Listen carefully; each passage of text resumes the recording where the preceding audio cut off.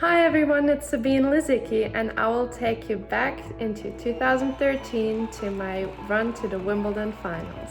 It was a very special time for me, and I have so many incredible memories for that, so I'm really looking forward to going through that with you now.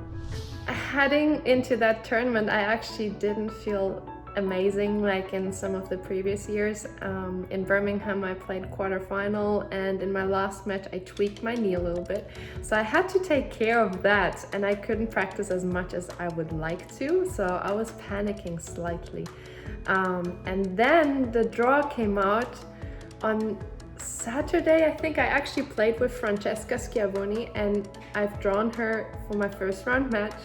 And she is a tricky opponent for the first round because she plays well, runs it down, and you really have to work for it. And yeah, so that's how my journey started. My first round match actually was scheduled to be determined, so we didn't have a court where we were supposed to play on. It was whatever would go fast, and it turned out to be court number 1, which is not the worst court to start a Wimbledon journey. And you know, those two courts are just so special. Obviously center court is the most amazing court in the world for me, but court number 1 is so special too. You hear already the crowd cheering as you walk out when they don't even see you yet, so it's really cool, it's special, and it was a very special way to start the tournament and to have a good win there.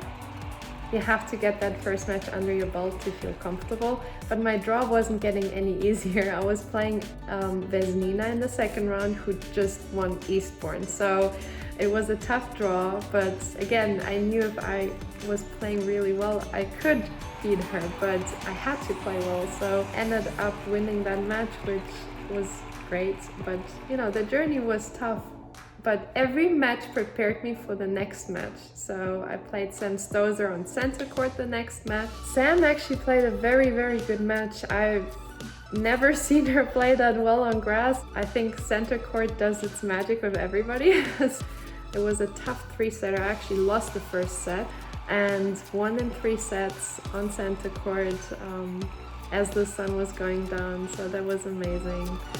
And then there was that big match against Serena. Well, in the previous years I always played quarterfinal at Wimbledon or better, and I also beat the French Open champion, I don't know how many times, 3 times I think, or maybe 4 in a row. And Serena was coming off a French Open win, so that gave me a little bit of confidence, but she had won everything on clay, and the previous year she won everything on grass, so I knew that was a big challenge, and we were only in the 4th round playing against one another, so I felt like this was sort of a final. So yeah, it was a very tough match, and she just has that unbelievable power, and you have to play well, because if you just have a little dip, she takes advantage of it. But that's what I like about playing Serena, because you really have to play your absolute best tennis to have a chance to beat her. And I was actually down 1-3 and 1-4 in the 3rd set, and so that was a pretty big comeback for me, because usually when you get broken by Serena, it's really hard to come back. The crowd was engaging into that, and it was just an amazing match, an amazing memory. The tough part though is that it was a 4th round match, so you play the 4th round on Mondays in Wimbledon, and you play the quarterfinal on Tuesday already, so it's back to back.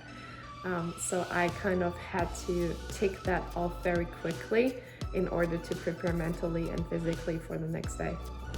I always find that experience helps me a lot, so I was in the quarterfinal a few times at Wimbledon and in the semi-final before as well, so I knew kind of what to expect and that I had to prepare quickly. So I was ready for the semi-final, and that was a big one for me, obviously.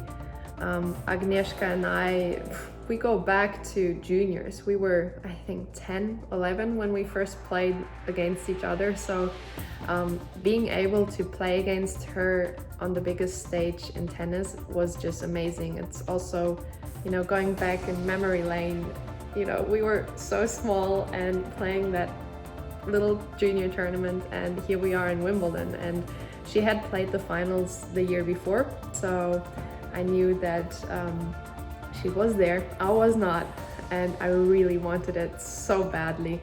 And it was a 9-7 in the third set.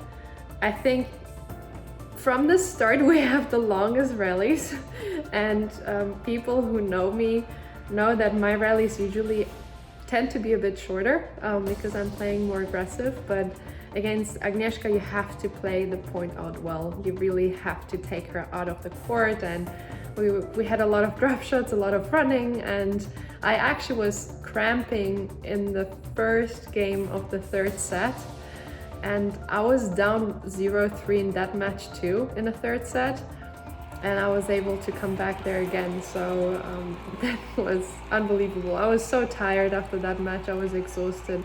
When I got off the court, my entire team was shaking me like, yeah, we're in the final, and I was just like, oh yeah, I'm just so tired, I just want to go to bed. I was really looking forward to having a day off and then, playing the finals on Saturday.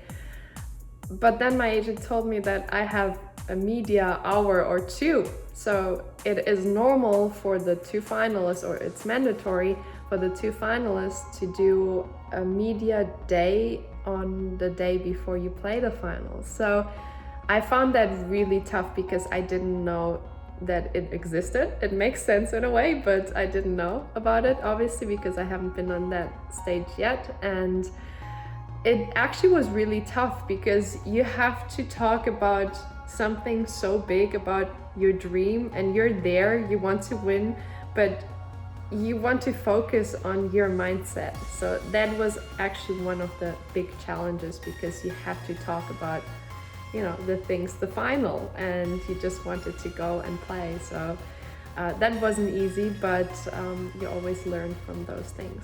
Actually, before the final, I hardly slept both of the nights before that, so that was something that wasn't so good and nice, obviously, because it's not the best preparation. An athlete needs good sleep, especially before a final. You need all the energy possible, so I didn't have the best preparation in regards to that, and I was actually very tired in the final, which made me quite sad and emotional on the court because my body wasn't doing what I wanted it to do. So I was very disappointed about the final, especially about losing in straight sets in the final, and I was very, very disappointed afterwards as well. I do not remember what we said, but just the pure disappointment was there. The team was very happy with what I've achieved, but I couldn't really see it. I just couldn't. For me, it was, I saw the lost match rather than the final one. So that took quite a while for me to digest.